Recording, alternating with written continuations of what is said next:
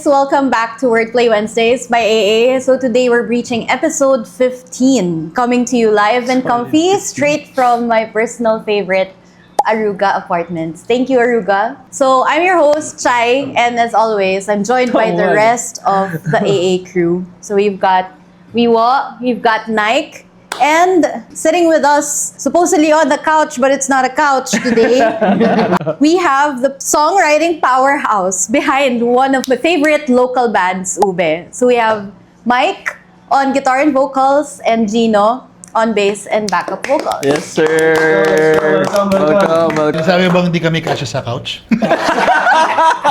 Off to a good start. Hindi tayo lahat kasha! I'm Mike, I'm me. Sorry, no, I'm a singer-songwriter. I also front for Ube Music. Yun lang. Single dad. Single dad. In the market. Looking for peace. Gino, co-songwriter ng Ube, admin assistant pag umaga, gagubanda pag gabi, and sa extra hours asawa ko ng asawa ko. Yes, sir. Yes, sir. May time limit yung married ka. Siyempre, di ba, may bebe time, may work time, may fun time. May gigolo pa. On weekends. On weekends. Mahal lang meral ko, guys. Mahal lang diesel, so... I originally put sa script na I'm excited for you guys to be here, but ngayon medyo inahabahan na ako. Bakit naman? Let's go. At dahil pala kasama sa introduction nun, long-time friends ni Chai. Yeah. So, ayun yung context doon. I've known them when I was... A young girl. When I was a teenager. So, dare I say, the most kalat years of my life. So, ngayon yung most organized part of my life, I would say. Merging these two worlds into one room, area, medyo daunting. De, congratulations, Chen. Ano man klase transformation? 180 o babalik sa 360? Di bumalik lang. Bumalik na 360 ba? Okay, Mike and Gino will give us an intimate acoustic set and break down the stories behind their lyrics. So, Mike, Gino, what song are you guys kicking off with today? We're going to perform San Miguel. San Miguel? Baka naman. San Miguel, and siguro if we have more time, yung ano, yung... Rexona? Ayun, kahit yan. Binibenta naman namin for Rexona. Joke lang. Yeah, sa San Miguel and kahit.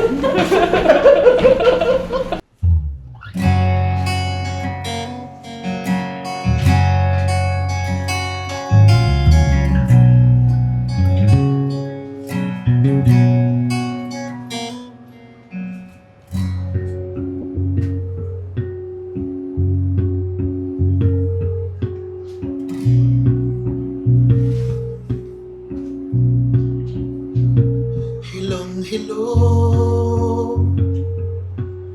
gulong-gulo ang isip ko, litong-lito. Mataas ang tagay kada ikot, pusang tumatamang bawat baso. Lasing lang ba ako?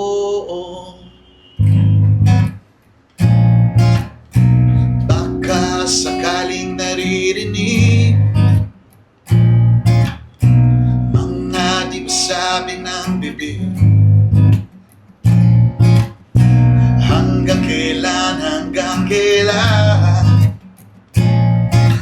hindi ko alam. O San Miguel, bigyan mo naman ako ng konting tapang. Ako'y punong-puno ng alinlangan, hindi ko alam ang sasabihin sa kanya. Ako'y tuluyan ng nahulog, ang larawan niya nasa isip ko hanggang tutulog. San Miguel, hilong-hilong, nakatitig sa'yo na parang aso, nag-aantay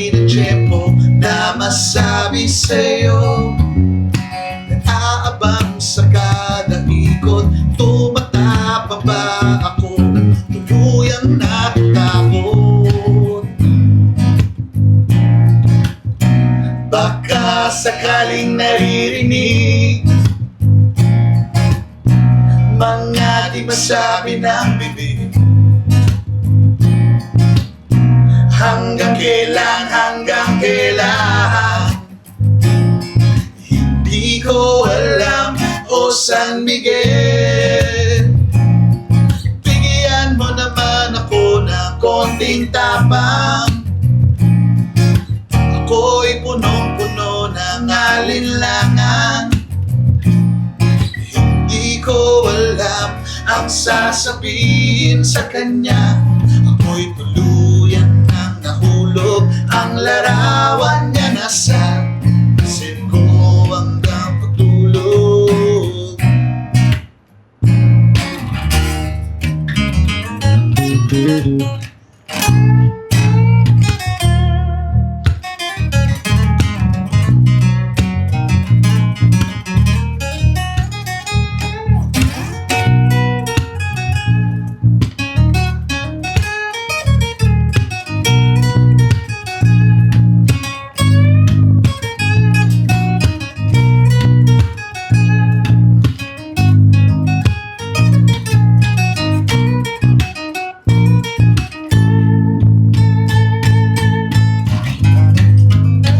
O San Miguel, bigyan mo naman ako ng konting tapang.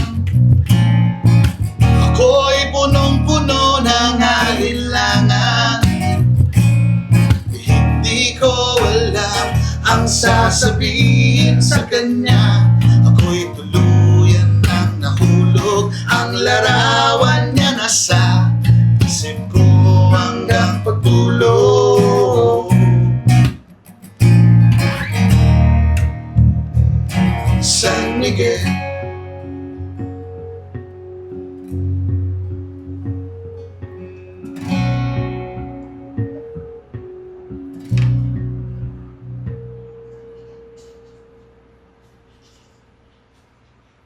So, I made a slight blunder.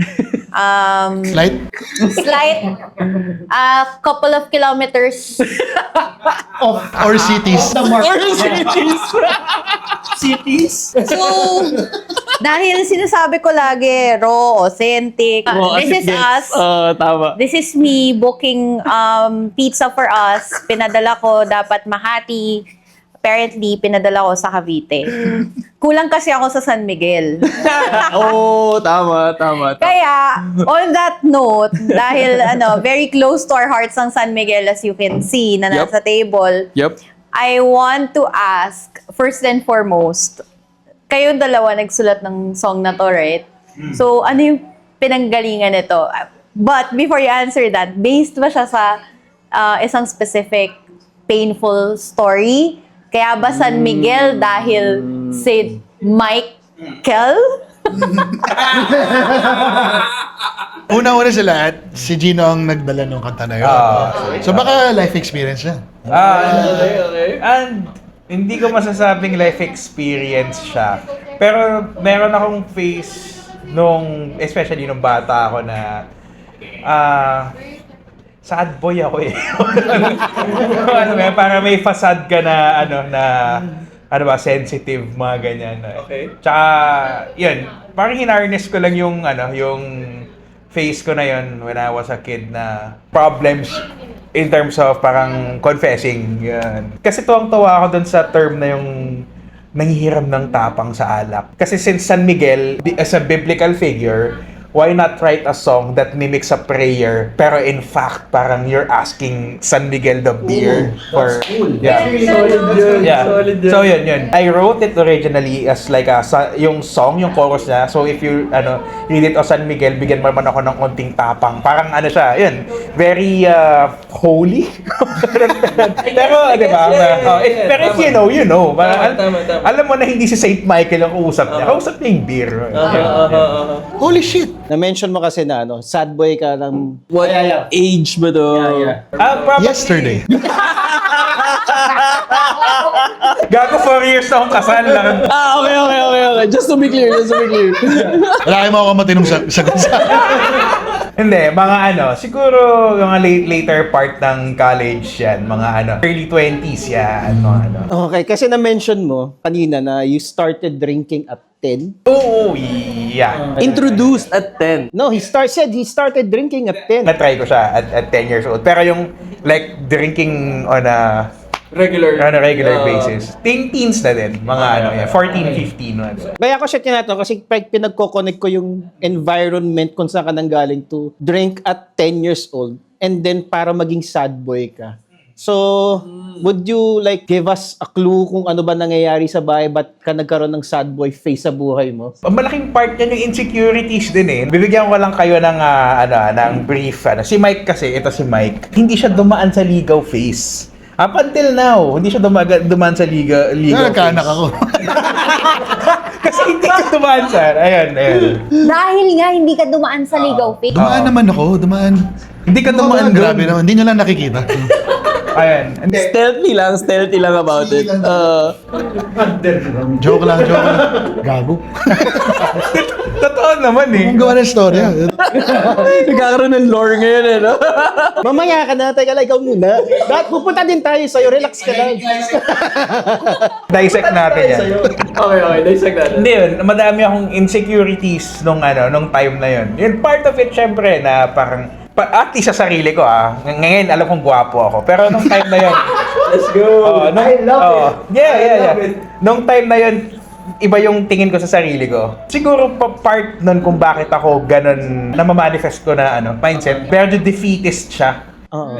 So, yun ang parang gusto ko makuha yung core kung saan galing yung defeatist attitude mo. No? Yun, insecurities. Saan nang galing yung insecurities na yun? Again, looking back, medyo mababaw na to. Na kasi, nung time na yun, lahat ng friends na may partners. And sa ganong age na very vulnerable ka, medyo may medyo mapapaisip ka doon, what the fuck is wrong with me? pressure. Mapapatingin ka talaga sa salamin nun eh. Tapos parang may mali ba sa akin, mga ganun. So medyo may ganong defeatist na So rather than parang confessing, ino-auto mo na yung sarili mo na parang hindi naman ako yan eh. Hindi na, sige, wag na, parang let's just write a song about it. Parang ganun yung ganun siya.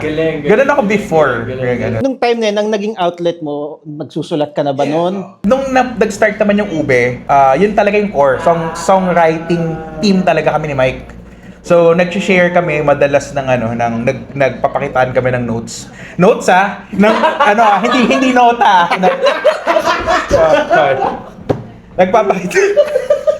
Nagpapakitaan kami ng notebook. R18 yata. Disclaimer. Ano ka pa nakita ko? Nauna.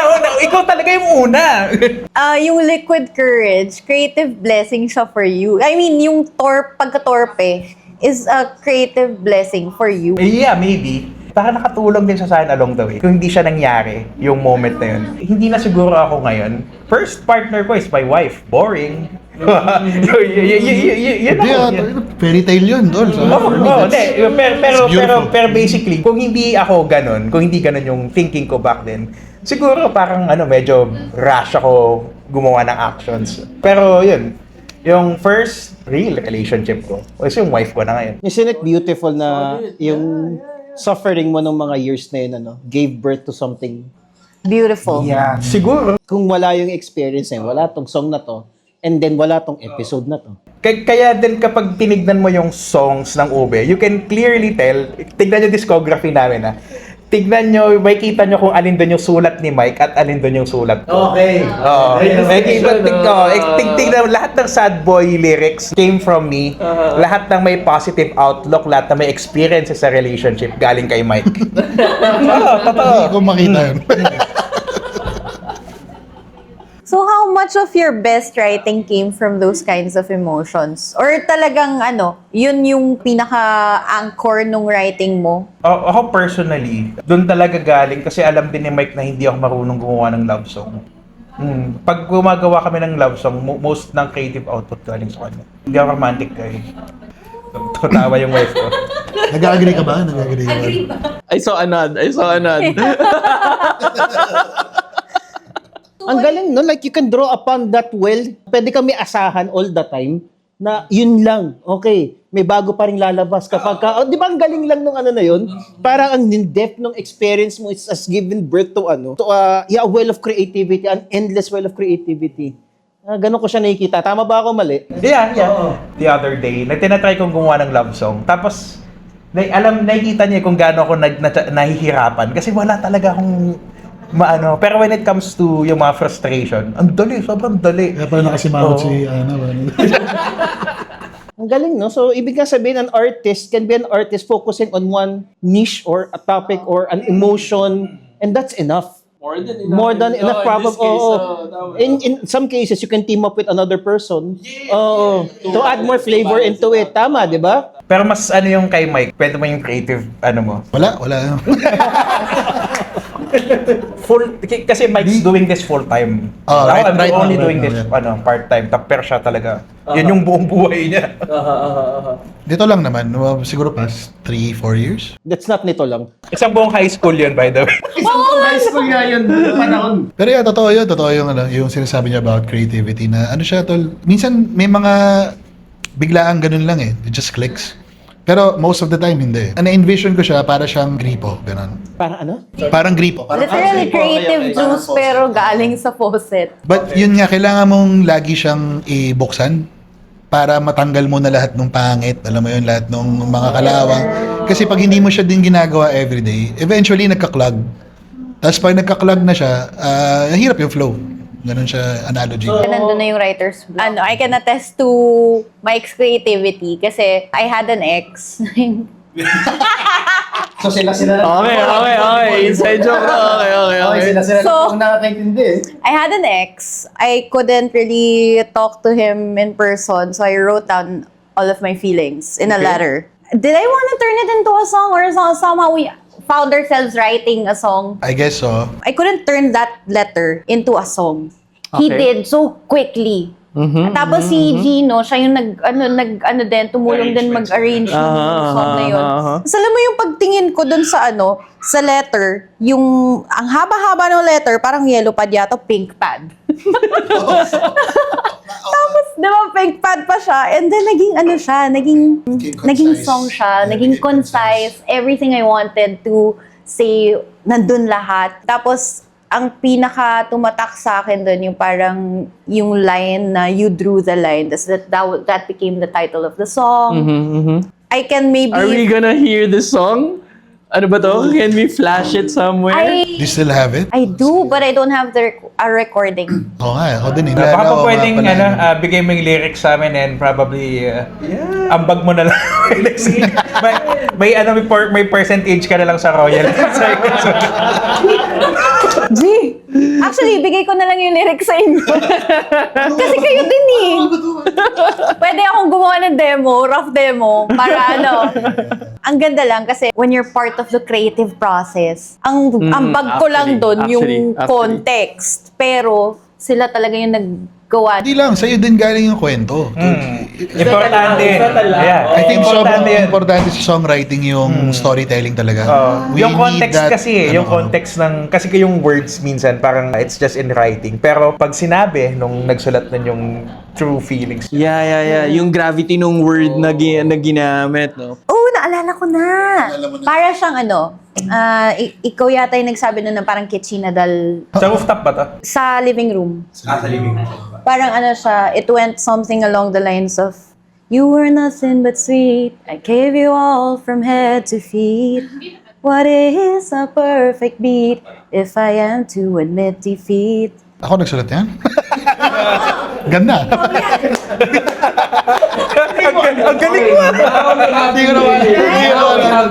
talaga. Tapos yung chorus niya, ang ganda. It literally broke me. Tas yung chorus, break me, I thought I was fine.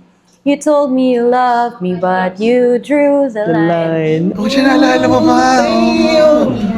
It was a significant part of my life na after kasi nung ex ko yun, may isa pa. Tapos eto na. So you drew another line. Double underline. Eto na yung period. Wala lang, naano ko lang. Ngayon ko lang din naaalala yung mga memories. Oo nga, grabe nga. And isipin mo yun moment mo na yun, yung time na pinaka-fragile ka. Kung iisipin mo siya ngayon, ang dami mong pwede hugutin doon. Oo. Ang dami, very short like very, very short stint lang yun ang buhay mo. Pero, ang daming, lahat ng feelings mo, andun. Sa moment mo yun. Actually, now that you mentioned that, ang dami sa mga writings ko ngayon are pulled from that time in my life kasi all of the emotions were there talaga. Lahat ng mga, pwedeng pagkuhanan ng tama, I agree with you, frustrations, mas madaling pagkuhanan ng Totoo. Actually, totoo yun. Parang I feel like you can pull something out of anything. Kasi there are people na may niche, like, yun nga, frustrations and heartbreaks and whatever. Pero parang feeling ko, ikaw, kaya mo to pull that out from anywhere. Hindi kaya, in a sense na may magiging product, ganun. Pero honestly ngayon, mas mahirap na magsulat for me. Because, Siguro mas naging critical or mas naging... Parang, Oo, na parang hindi katulad dati na talagang walang rules, walang basta latag mo dyan. Pati yung mga words na ginagamit ko, mas hindi ko rin ma-explain eh. Parang, Hindi, kasi parang parang- nagtutulog email na siya minsan kaysa tulog kanta. If that makes sense. Iba-iba ang process ngayon na I have to filter it out or I have to reduce or maybe paraphrase para maging something pa siya ulit.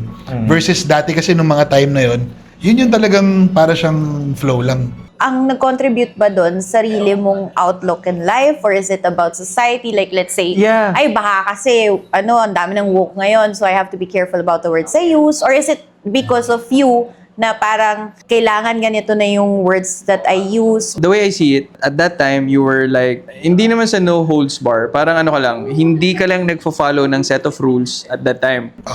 Wala naman talagang rules but it's just me thinking na kailangan mas magtunog catchy siya or kailangan parang may hinahabol na Because now you know what works and what doesn't. a little bit. I still don't know. Tsaka I just hindi tried. lang din yun. Parang, correct me if tama to, we're on the same page. Pero if we're talking sa ube, let's say for example, yung writing process kasi, parang we're trying to like outdo what we've done before. Yeah. So, Pero you can- parang nag-auto lagay ka na ngayon ng parang binabox mo na siya. And I guess mayroon din creativity doon sa part na yun when you put boundaries on stuff. Na, Iba ding challenge yun. challenge. I guess. oo. Yeah. Tsaka yun dati kasi hindi kami particular with rhyming. Ngayon particular na kami with rhyming. Yung mga ganun. Tapos hindi lang basta like aminin, panalangin. Yung inner syllables. Ngayon. Yeah. Okay, the way I see it, just because of your experience na I guess. Kasi being in this industry na talagang you've been doing it for the longest time. You develop techniques. You develop technicalities and then so it doesn't mean naman na before was better or now is better. Walang ganun eh. Parang kami na nga din yung gumawa ng sarili naming boundaries too. Which made it a little bit more difficult. But at the same time, it works for us eh. Parang meron ding sense eh. May natututunan ka rin na, pag nilalagay mo sa certain, kailangan medyo ganito yung dating nung song. It has to be short, it has to be catchy, it has to be So nalilimit yung you have to work with that set of parameters. So it's not as free, but then again, you're still free to play inside those parameters. Yup. Walang out of bounds technically. Kasi kayo na nga yung nag-set nito. So it's is it easier since having that idea na dapat ganito tayo? It's more challenging. But again, open naman tayo sa challenges din eh. It's a different lang. Kasi literally, yung early stuff ni Ube talagang the track 1 and track 2 sounds totally different. As in, totally different. Yep. Alam ni Chaya. Sobrang natutuwa nga ako every time I would watch their gigs live. Ang saya nila pakinggan. Tsaka yung songs, yung variety of songs that they play, saya din pakinggan talaga. May isa akong gusto sanang i-play nila, kaso favorite ko talaga yun. As in, favorite ko siya kasi ang ganda nung ang groovy niya. Okay. Kaya lang, ayaw na nila i-play ngayon eh. Si Gino lang? Why? Why? Is there a specific reason So, why you I guys think don't we want to play this na? Can we? Yeah, she, okay. Yung title ng song is 17. Still on Spotify. Oh, yeah, that we were talking about. Okay. Still on Spotify. We'll let you listen to it na lang for you to find out Sige, why sige. it's QR no longer code being somewhere played here. by these Tama, guys. tama. But the context there is that was written when they were young too. Pero alam mo yun, if you listen to the song, it's so fun. As in, out of all the songs you played before, talagang yun yung hinaantay ko lagi. Yeah, finale din namin siya dati sa may gig. Sa last siya kasi medyo wild yung song. Pwede ko ba depensahan yung sarili ko? Nabanggit naman na ni Chai. Hindi, pero para sa mga hindi nakakaalam, guys, di ako... Hindi ganun. Hindi ako Epstein. Hindi, yun bro. Kailangan nyo basahin yung lyrics. Kasi joke talaga siya. As in, para siya may punchline talaga siya. Kung papansinin mo, yung first verse niya, may nakita ka maganda, hindi mo naman talaga alam kung ilang taon yan, di ba? Pero pag nahumaling ka. So yung first verse, ganun, nagulat siya na, tayo na may 17, tapos na 19 ako nun. Nakalasi ko yan nung college. Sabi ko, share, ang ganda. Just to find out na bata pa pala. Going to the second verse, nag-sink in na sa'yo na bata, di ba? No. Yung kasi yung lyrics siya, she's only 17, she's too young to be my queen. So parang naglalaban yun yung song. Parang naglalaban siya na gusto ko pero ayaw, pero... So, yun yung third verse, yun yung punchline, yun yung joke na naisip ko yung storya na kasi meron din kami isang kaklase na maaga na buntis. Na kapag naging 17 yung anak niya, 34 siya. But this is a totally different person. Na-connect ko lang yung... Gumawa lang ako ng storya, basically, na dun sa... Parang Stacy's mom. So, pagdating ng third verse, parang nalaman mo yung nanay niya, 33, di ba? And being me, as in 19, nung 19, wala ka naman paki sa edad, eh. Parang, as long as meron kayo. Nung kinukwento mo yan, sabi ko, ilang beses nangyari sa akin yan dati. You're only 16, you're only 17, you're only 15. So, Pero totoo, di ba? mapapagkamalan mo talaga, depende sa setting, or depende how they look like. So, when you remove things out of context talaga. oh, when you remove Actually, things out of context, it doesn't sound good. Gusto ko yun galing tayo sa San Miguel katorpehan to something that's totally... Incriminating na bigla. Paano tayo napunta doon na torpe lang kami? O, so balik tayo sa nanay. Yun nga yung third verse. Yung third verse, ano na siya, nakita niya yung nanay, 33. So, isipin mo, lagay mo sa point of view ng 19-year-old. Tapos Stacy's mom, di ba? Parang, shit, ganda rin ng nanay nga. Parang ganun. Basically, yung buong kanta is just a punchline na parang, it's not even something na... You also have to remind them talaga na galing to sa utak ng 19-year-old. Oo. And yun, as a 19-year-old, talagang may kapilyohan ka pa rin sa utak eh. And, galing sa 19-year-old na lumaki sa era ng American Pie, Euro Trip. So, di ba? Ano ba meron sa American Pie nga pala? Yung Stifler's mom? Okay. Sobrang weird, how socially acceptable it was before. Before, no? Yes. Ngayon, puta, cancelled ka agad eh.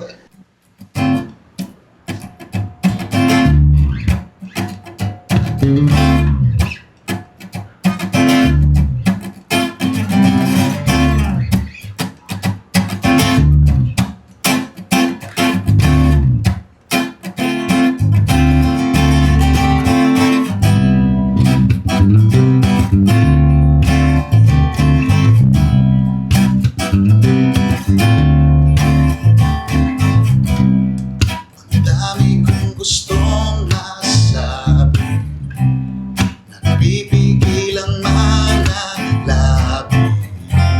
Sadyang natatameme pag nariyan ka.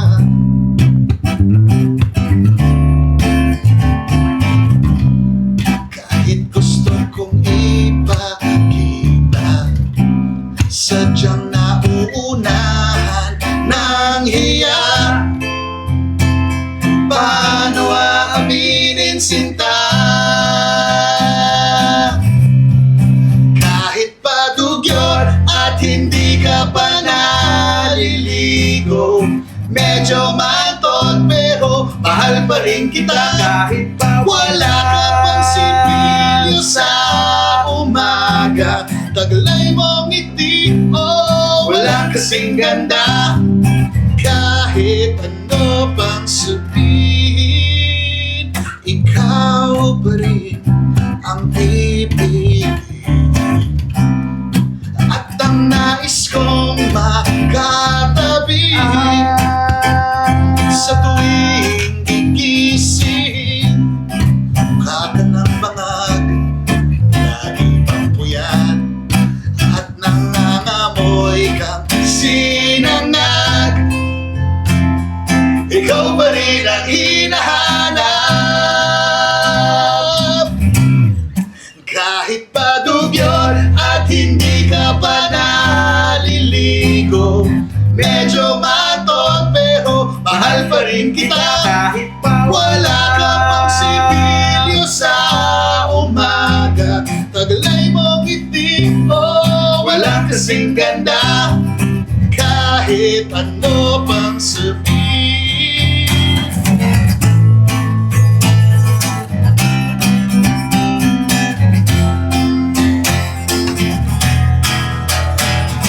Nahihiya na ako sa iyo, laging ako ang inuuna mo. Paano makakabawi sa'yo? Ito lang ang tanging pangako sa'yo, na kahit padugyot at hindi ka pa naliligo, medyo mantot pero mahal pa rin kita. Kahit pa wala ka pang sipilyo sa umaga. Taglay mong ngiti, oh, huwag kang hihinga. Kahit padugyot at hindi ka pa naliligo, medyo mantot pero mahal pa rin kita. Kahit pa wala ka pang sipilyo sa umaga. Taglay mong ngiti, oh, walang kasing ganda. Kahit ano pang sabihin, kahit ano pang sabihin, kahit ano pang sabihin. Ha ha ha ha.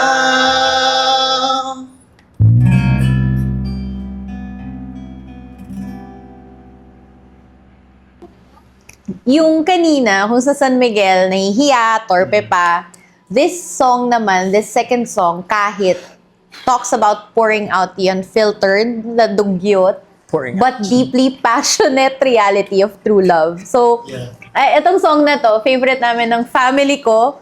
Family, Me as in, also, me also, me right? also. I like this, I like included dyan yung kids namin.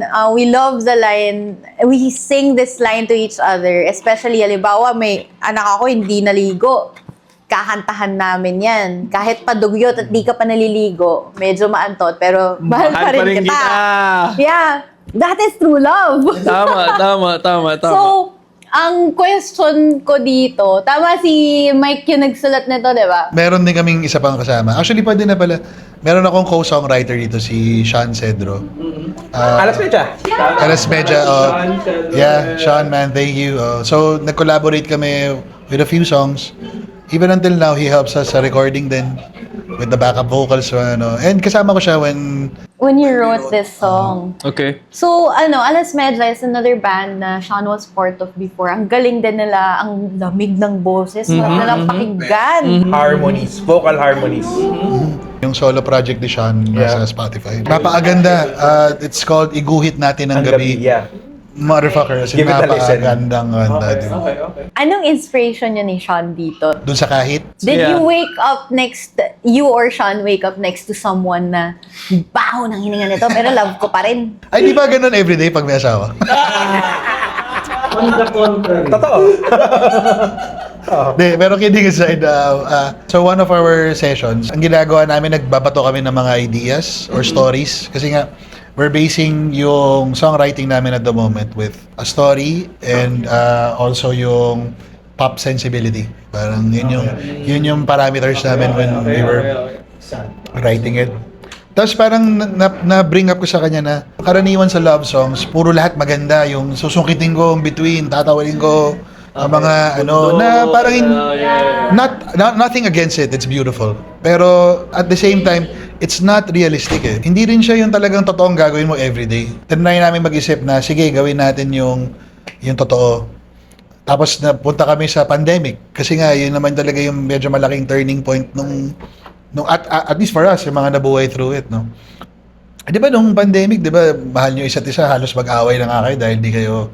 Sawa na kayo sa pagmumukha ng isa't isa. In this day and age, ang daming filtered, puro aesthetic or whatever. So, ito yung antithesis ng Yes. anti-aesthetic romantic anthem. You could say that.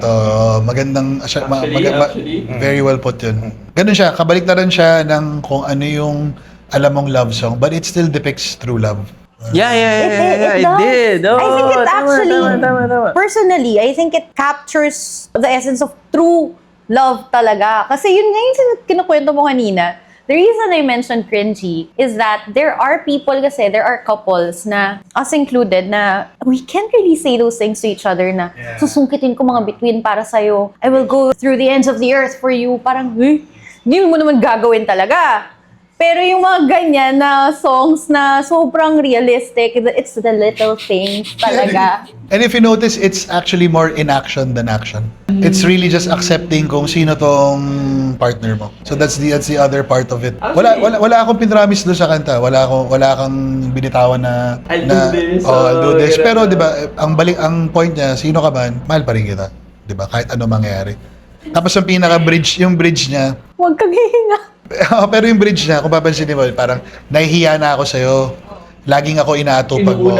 Kaya siya ganun kasi inuuna ka niya as a partner. Teka, kinalabutan ako. Kinalabutan ako. Yun yung hindi napapansin usually sa song. And parang in relation din, respeto rin sa yung mga moms. Kasi di ba yung parang hindi mas inuuna nila yung kids and yung so parang yung me time nila for like Instead of doing that, they would do that first. Kaya sila nagkukulang. Minsan napapabayaan nila talaga eh. Hindi na nakaligo kasi nga inuna kayo eh. Inuna yung I have to feed the kids muna kasi students, papasok. Going to school. Kaya siya amoy sinangag kasi nagluto siya eh. Nagluto siya tapos di ba? Ngayon yun na siguro yung mas romantic, no? Instead of like, yun nga, kukunin ko ang bituin, bibigay ko sa'yo ang buwan, ganun. I'd rather fold the clothes for you. Titiklop ko na lang yung damit or like, I'll do the bed, I'll fix the bed para sa'yo. Parang yun yung mas realistic di ba? So yun yung pinaka-focus nga nung song. If this was turned into a wedding vow, itong song na to, which part of it would you pick? You can alter it a little bit, pero anong part ng song yung pipiliin nyo? Huwag kang hihinga. Kasi it would be funny naman to have sinangag in the wedding, di ba? Why not? Pag English, breathless. Ba't gumaganda pag English? Breathless! Gusto ko yun! Yun pala, doon nanggaling yung sa the chorus. Diba? Gusto ko yun, sir! English, okay na. Kasi nag-alam natin. Ikaw, Gino, anong part ng song yung gagawin mong part ng wedding vows niyo? If it would be, Kung maalala yung lyrics. Siguro yung first line ng chorus, mahal pa rin kita. Mga ganun. Pero hindi, actually thinking, parang may reklamo sa part na yun. Baduy. Okay, pwede pa rin. Pwede pa rin. The whole song. It catches you off guard konti. Kasi parang building up na this is how I see you, this is how I feel about you. Tapos biglang, even if biglang bang, maantot, hindi na di ganito. First time I heard it, tingnan sulit to. The first time I heard it. Yun yung natural talent din ni Mike in terms of storytelling. Na off guard ka talaga yung punchline ni Mike somewhere hidden dun sa mga layers. May ganun siyang... Let me guess. Sa'yo nanggaling yung sa 17 eh. Gets. Okay. Kinakwento nyo kanina na, like yung impression niyo at least kayong dalawa na it's a form of unconditional love yung kahit. Could it be some form of an attachment to that person kaya na to-tolerate mo yung In a sense, pero hindi nga, wala na siya sa tolerance eh. Nandun siya sa accept lang talaga na kahit sino ka pa, mahal kita. Ganun ka straight up na whatever your state is, mabantot ka, mabango ka, maganda ka, pangit ka, it doesn't matter. Ako may fine line din ako between attachment and unconditional love. Paano yung, at what point do you cross that? When you say attachment kasi, you are asking for something pa rin. Yun yung difference. Ang unconditional love is a gift. Wala yung ine-expect. Walang ine-expect na in return.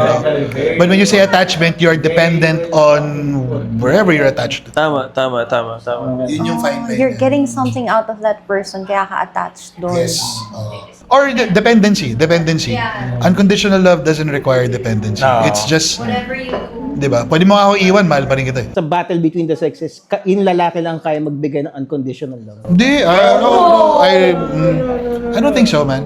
Hindi nga din lahat kayang gawin talaga yun because sanay tayo na may ine-expect things in return. Eh. Okay. So I don't think it's a matter of sex talaga Well, na pag lalaki. so sa relationship without sex, tangin hindi ako tatagal doon. I mean, fuck that shit. Sexual orientation, Ano to? ilan na ba to?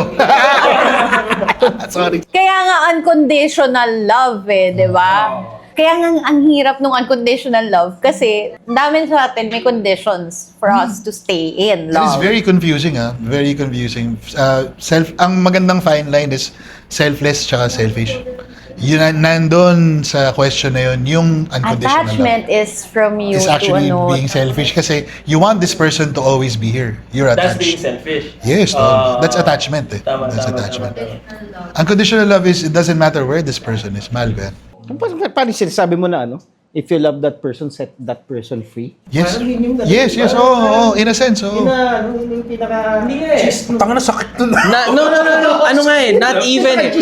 Hindi, not even, wala na nga yung idea of setting her free. Just the idea that it is Letting her be. unconditional Like what we have. Okay. Oh, kasi hoda. Pero yun, maganda yung sinabi mo, masakit. Bakit siya masakit? Bakit siya masakit for you yung idea? Hindi, ikaw nagsabi na masakit. Siya yung nagsabi masakit. Hindi, ako yung nagsabi. Hindi, yun nga. So, lagyan natin sa context. Bakit siya masakit? May pain kasi may pinanghawakan ka eh. Expecting something. Yes. So, malaking factor yung pain na meron pala ako in-expect na gusto ko nandito lang siya. Tama. But when you say unconditional love, Wala, hindi ka masasaktan. hindi kailangan. Parang ang titignan ko, mas thankful pa ako sa panahon na magkasama tayo. Versus sa kung saan ka pupunta sa future. I did hear this from some people na yung parang I'm happy for you, I'm happy for her, or I'm happy for him. Na parang at peace sila even if wala na yung tao. So, pero you were saying something. Hindi, wala lang. Di ba para may pain, kahit unconditional love yun, pag when you had something and parang gusto nyong umalis, di ba mayroon pa rin slight Kasi Meron pain, but it's a pain na you can actually accept. yeah. Hindi siya yung pain na masisira yung Oo, yeah. Correct. I get it. Looks like you're talking from experience, no? Hindi si God yan. Divine intervention. Pag walang name, may sigal. Galing nung Revealed lang yan, mga revealed na. Oo. Sige na. Thank you po. If you really look at it like that, simple lang. Pero mahirap nga siya pag sa application na mismo sa buhay. Pero yun nga yung unconditional love talaga yung very pure manifestation of love. Pure, childlike. Yun naman yung gusto ni Jesus, di ba? Childlike na hindi ka nag-expect ng anything na babalik sa'yo. Kasi regalo siya. It should be a gift. Kunyari, di ba, gumawa kang pabor sa isang tao. Tapos parang, tinunungan ko yan dati. Tapos ngayon, hindi niya na ako... That's conditional. There was an episode, sorry, ang labo nung example ko. There was an episode in Friends. Si Joey was trying to prove That there is no nothing in selfless talaga. Oh, parang at all. gano'n. With Phoebe, I think. Yes. Look into that. Ano yun? I think ito yun, na ma-encompass niya tong idea na to. Na parang The way halimbawa. they depicted it, nakakatawa eh. But Walang sense, if you really dive deep, Correct. Sinabi mo kanina, if you love something, you have to let it go. Wala na nga yung idea of letting it go eh. You just love something. just love something. Oh, Yeah. something, someone, somebody. Diba? Nandun na, Gusto and then niya it umalis, stops there. support ka pa, support ka pa. Kasi yun yung gusto ng mahal mo eh. Whatever Yeah, she does, yeah. whoever she is. Tama. Nandun pa rin yung love. Tama. Okay, I'm having trouble understanding this lang kasi in reality, you can love a person, tulad nga na sinasabi mo, unconditionally, but at the same time, if that person is not capable to provide for themselves, hindi ba sobrang bigat na ikaw pa rin yung nagbibigay ng lahat, Isang reality is, mahal mo nga yung taong to, pero itong taong to, hindi naman niya kaya mag-provide sa sarili niya. Masakit na labas ka ng labas ng bulsa mo, nagtatrabaho ka, bibigay ka, tapos walang bumabalik sa'yo. Pagka ganyan, kulang ka sa self-love naman. Kasi kailangan nakikita mo yung sarili mo na, teka lang, too much itong binibigay ko. Okay. So, yun din. Love for yourself naman din nun. Love for yourself at unconditional love. Kasi contradicting na Gets. sila ngayon, di ba? Hindi, you have to define your parameters with that Exactly. relationship. Does it belong in the same Ano ba to? sandbox? Kapatid mo ba to? Oo, Tito mo ba to? Kaibigan mo? Partner. So, Partner mo siya. So, nagbibigay ka kasi alam mo yung partner mo, masa sa'yo ng matagal, ikaw yung breadwinner, and then suddenly, itong partner mo, I want to do something else in life, or I want to do this and that. Nasanay siya mag-rely on you, pero hanggang saan yung line na self-love and unconditional love? depende sa'yo, brother. Ikaw magde-define nun. Oo, yung bang mga binigay mo, regalo ba talaga yun? O may na-expect? Or were you Or expecting were you expecting something? anything? You were expecting na gusto mo lang siya mabuhay and... Okay. Ayun. Kaya mo siya binubuhay kasi... So, kaya ka siya nakaka-confuse sa'yo because everything looks the same sa reality. It's really your intention. Bakit mo ba ginawa yun in the first place? So, siguro nagiging mali na siya kapag binibigay mo na lahat. Denying yourself some... I think that's Yung- not unconditional love eh. Hindi Yun na. yung Hindi na. attachment na yun eh. I call that utang na. Kapag outside na siya dun sa kaya mo ibigay. Let's say, basic principle, you cannot give what you don't have. So let's say, money, kotse, o kaya mga pag inuutang mo na yan para ibigay sa kanya, baka medyo mali na yan, bro. Alam mo yun, doon ka na medyo pamreno. Pero if it's something na buong puso mo na bibigay na okay lang kahit hindi bumalik yan, then yun ang totoong selfless. Dito ko naririnig lagi sa asawa ko. Kapag tumuturo ako outside the camera, asawa ko yun.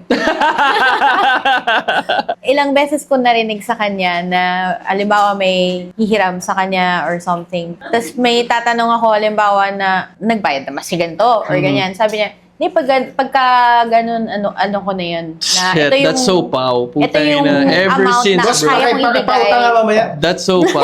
Oh. Anong credit limit? Ano requirements? So, mag-record pa kami ng 3 singles. Naghahanap ka ng investment. This is what I am willing to give and I'm not expecting anything at all in return. Yeah. Yep. So, yep. I guess I can easily grasp the concept because I've seen it. I get So yun, maganda yun, papautang ka for example. Pag nagpautang ka ng humingi 10,000, pera mo 2,000 na lang, na kaya mong i-let go. Kasi kulang ka na. Oo. Hindi ko kaya bigay yung 10,000, pero tulungan pa rin kita. Hanggang dito lang ako kaya ko. To be able to give unconditional love, parang mahal mo dapat ang sarili mo ng sobra to be able to do Oh, that. may abundant ka of something. Oh, Kasi nga, tama. you cannot give what you don't What you have. don't have. Exactly. You can Pag wala pour kang from an self-love, empty yung mga cup. binibigay mong love, utang yan. Fuck, putang ina. That's why they feel empty kapag, feeling pa nga lang yun. It's just a description of what they feel. Punot dulo ng lahat na to. You can see kung kano ka-experience si Mike pagdating sa relationship. Akala ko punot dulo is you can contact Pao. Lalagyan natin yung number ni Pao. Papautang natin. Pyramiding pala. Tatayo tayo ng lending. Ako mapapautang 10%. Mike, Yes, sir. you are 36 years old. Yes, sir. I feel like, tulad nga na sinabi ko kanina, you were speaking from experience. Would you like to share what brought you there? Kasi there's a season. Let's go! Let's go! There's always a season na dinadaanan ng every man. It looks like you got it early, yung season na yun. So, gusto mo bang i-share yung season na yun o ano? Oh, tol. I don't think it's just one season. Seasons, man. Seasons. Season. Seasons. Simulan natin sa teenager, gano'n. Bata. Talagang ako yung tao, mataas yung pride, mayabang, gano'n na medyo out of balance. So, gano'n yung umpisa nung track ko. Kailangan ako yung pinakamagaling, kailangan ako yung basta, ako yung the best lagi. Sa school, sa labas ng bahay, basketball, kahit ano. And in yung driving force ko nung umpisa. Not until yung isang season, is yung namatay yung AirPods ko. Parang namatay siya, 20 pa lang ako. Wala naman kami source of income, but I had to step up. So, dun yung pinakaunang natutunan ko na, shit, walang permanent. Wala na kaming tatay, wala nang lalaki sa bahay. Ako na lang, tsaka yung aso namin. Damn. Man on the Parang house, good vibes no? lang. Good vibes lang. Balance lang. Okay. But yeah, so yun yung pinakasimula. As in, nung nawala si AirPods, we had to figure out kung paano Nag-aaral pa kami. Yung mother ko, sila yung magkasama sa business, pero si AirPods talaga yung ano. Main man, tama. And that was about 10 years na talagang dinadrag ko yung sarili ko na para mabuhay kami. Pero ganun pa rin yung driving force ko. It was all about pride. It was all about anger pa nga eh. Pag galit ako, mas magaling ako. Tama. But I didn't realize na double-edged sword siya, man. If yun yung drive mo, eventually, bumalik din sa akin lahat. Nag-manifest siya physically yung mga sakit. Naging high blood, naging gout. Sobrang stress eh. Tsaka yung ano rin, yung attitude mo rin at the time. Yeah, alam niya yun. Yung time na yun, yung sasabi mo na magugulong part ng buhay natin. Yun ako nun. Maybe I just knew how to put it all together. Pero like inside, hindi talaga as in, ano yun, sunog na sunog yung loob, man. Ganun yung pakiramdam. Nung bumigay yung katawan ko, bigla akong high blood nang hindi ko maintindihan. Actually, 200, 110 na yung blood pressure. Nung sinugod ako sa hospital. That was 27, dude. 27 years old. 28. So, hardcore yun. Drinking, Yeah. Trabaho sa umaga. the whole 9 banda years. sa gabi. Wala akong respect sa tulog. Parang, ang pananaw ko nun, sleep is for the weak. Yeah, yung mga ganun. Sounds like it. Diba? Yeah, it doesn't last. But yun na, so doon nagsimula yung shift. Okay, ang laking bagay ng stress. How do you lessen it? Pero imposibleng walang stress eh. Going out of the bed, just us standing up, para umihi for example. May konting stress na kailangan dyan for you to move. We had that conversation nung naghanap ako, yung nasa crossroads ako ng career. Tapos sabi mo sa'yo, problema sa'yo, ayaw mo ma-stress eh. Ayaw mo ma-stress. Yeah, so yun, nung time na yun, parang... But you need a little bit. Yun nga yung balance eh. So that's what I preach, balance. Hindi pwedeng walang stress, hindi naman pwedeng overstress. But if yung stress kasi, ginamit mo in the right way, without overexerting it, may good stress siya. May dalawang kinds ng stress. May bad stress, may good stress. And you know it, malalaman mo yun sa effect. Ano yung sa may good stress? Ano? May stress, de joke lang. I love it. Joke lang. It was a joke. Hindi kami sumasangayon sa mga mistress. Pero pag-usapan yung asawa niya. So yun yung pangalawang season siguro. And the third season, Third season nung nagkaanak ako. So that was 30. 30 years How old's your, ano ba, if you don't mind me 6 asking? na. Oh. 6? Yeah. Congrats. Pero it wasn't a smooth ride. what was a smooth ride? Pregnancy or... Hindi siya dumaan sa tamang channels. I made it more complicated, no? Alam mo, nasa isip ko, yung bata hindi mo sa tamang channel. Test tube na. Ano, sumuka ba siya? No. I guess hindi sa bata, sa relationship ko na ano siya eh, parang surprise, gano'n. Buntis na. Unexpected. Okay, so parang Usher. No. Parang Usher, hello. It's about me, but Exactly. Yun ba yun? Usher ba yan? something I gotta tell you. Yeah, exactly. Ganun ba yung story niya? Hindi Yung naman. season mo? No, hindi naman. Girlfriend ko naman siya noong time na yun, pero maaga lang na buntis. Yun, baliktad naman nun dahil talagang walang stress. Parang yung naging ikaw na ayoko ng stress. Pag may stress, iiwasan ko talaga. Alam mo yun? To the point na nagiging selfish siya pala ako. Yun yung ano, nawala na akong paki sa mga tao, nawalan talaga ako ng weird eh. So, ang daming ganun. Okay, so let's Yung swing to the detachment other ko, side ng pendulum naman. sumobra naman ako sa kapila. Kasi nung nagkaanak ako, nag-iba talaga yung sense of responsibility. Lalo, nakakala ko meron na ako. Ang maganda naman doon is yung joy ng yung pagka-stressful ng situation na yan. Pag nakikita mo na may anak mo, parang nagkakaroon ng other end naman ng spectrum na sobrang saya. So kumbaga parang kung ito yung patience mo before, no, naging umahaba. So, naka-third season ka, may fourth season pa ba? I think it never stops talaga. After nun, hindi, meron pa kasi back in 2021. Back in 2021. May disclaimer. Hindi rin kami naging okay ng partner ko. Sa point of view ko, para ako nilayasan eh. Tapos naiwan ako mag-isa sa bahay. Parang so, after mong magtaguyod ng family, tapos biglang parang, shit, lahat to makawalaan. Lahat to nawala in one. If I went through that, it would crush me. And it did, dude. It did crush me. Like, I think nagulat na lang ako, 3 weeks na pala ako nagkukulong, hindi na ako pumapasok. It would happen the same thing to me to na ano. I wouldn't know how to recover from that, to be honest. Yeah. Tama. I Yeah. wouldn't know how Lost to ka sa recover from that. time Oo. and Nagigets, everything. Oo, lost yung time. Tapos, tayo nung isipin mo, kinakain ko na lang. As in, ginagawa ko, sisayang lang ako, sarili lang ulam sa taas. Tapos, whatever the fuck comes out, I'm just gonna eat that. Yun ang kakainin ko for the whole day or next few days. Binuhat lang ako nung ano, meron lang tumawag sa akin yung kaibigan ko, abogado. Sabi niya, tara, punta tayong Batangas. Bigla lang niya akong out of nowhere niyaya na. Siguro naramdaman niya. Before that happened, tinanggal ko na lahat ng trabaho ko. I used to have 5 jobs nung pandemic. Nung pandemic kasi wala yung original kong trabaho eh. Nagsara yung mga companies. Dinala nila ako sa Batangas. Tapos akala ko maki-enjoy. O siya, hindi rin pala. Parang yung mga tao doon, gutom na gutom sila sa good time. Yung mga hindi makasama ko pero yung mga mismong guests doon sa ano. Kasi ano pa yun lockdown That was the time na bawal. So, just for context, lockdown to and nobody was going out. Akala nila nandun kami para tumugtog, pare. Guest lang talaga kami. They were clamoring kasi nagwawala sila na parang tumugtog kami. Nagagalit na yung mga kasama.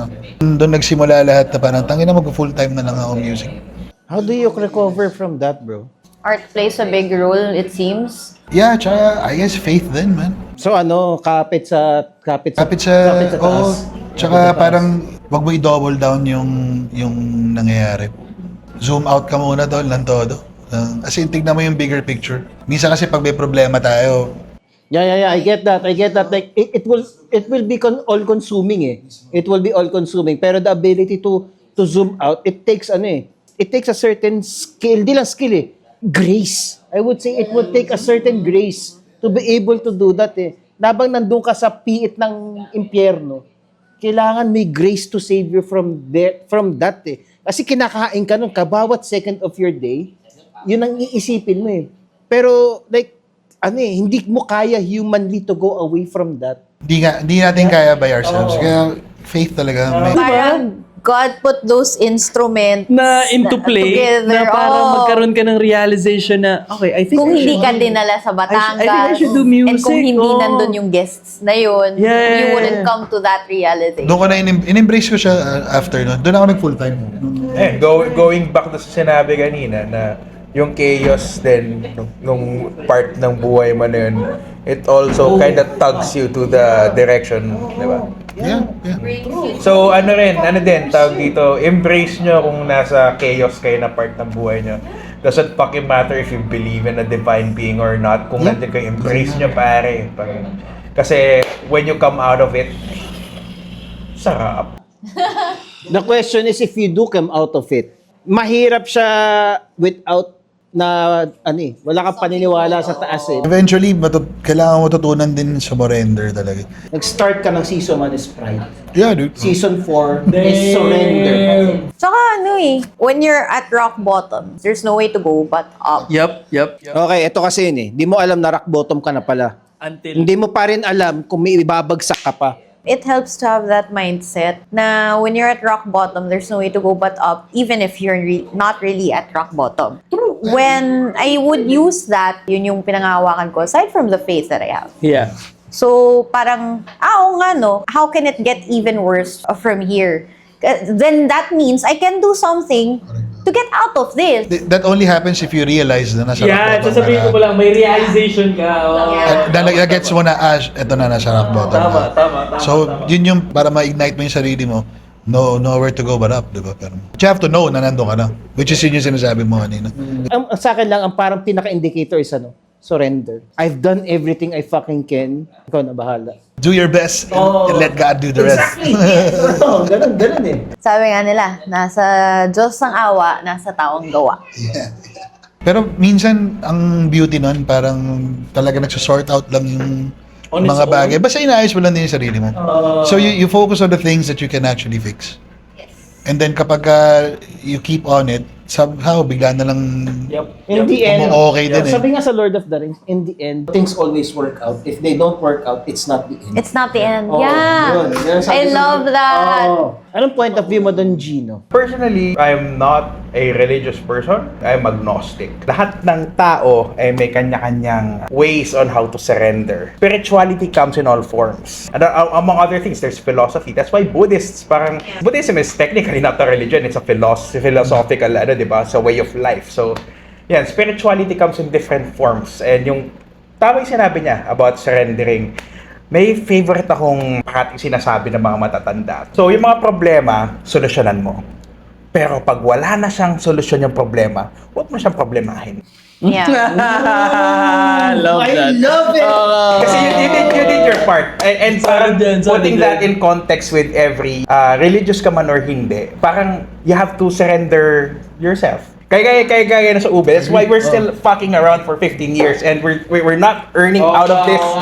We're not earning out of this. 15 years and on the 15th episode. 15 episodes. We've done our fucking part na gumawa kami ng maraming kanta. We're still doing shit. Hindi kami pinagkakakitaan to. We're not popular at all, but we're still doing this. And kung wala man kami makuha dito, it's totally fine. Regalo yan. And that's called unconditional love. I love it, guys! Cheers. We talked a lot about the songs, what's behind the songs, and then we really, I think ito talaga yung diving deep into who they are. Eh. Yep. I just wanna leave it with I hope that the good things that we said in this episode will stick with you if you're going through a tough time in your life. Kasi you will get through it if you choose to. Just stay alive. Sarap huminga. Sarap Which is in contrast with wag kang hihinga. So, huge thanks to Aruga Apartments for hosting us tonight. And to Mike and Gino for swinging by, sharing their music, and keeping it real with us. So, massive shout out to Ube. Listen to them on Spotify, Wala, no? YouTube. Paano gawin yung Ube? Ube. Mahirap pala. Ube the band. Kung uso ngayon ang ube na kinakain, gawin yung uso ang ube the band. Yeah, Ube Music. Ube Music, search. So, stream their tracks, San Miguel, Patron ng mga Torpe, and Kahit on YouTube, Spotify, and all digital streaming platforms. Yep. Just make sure to support local indie music. I swear you will not regret it.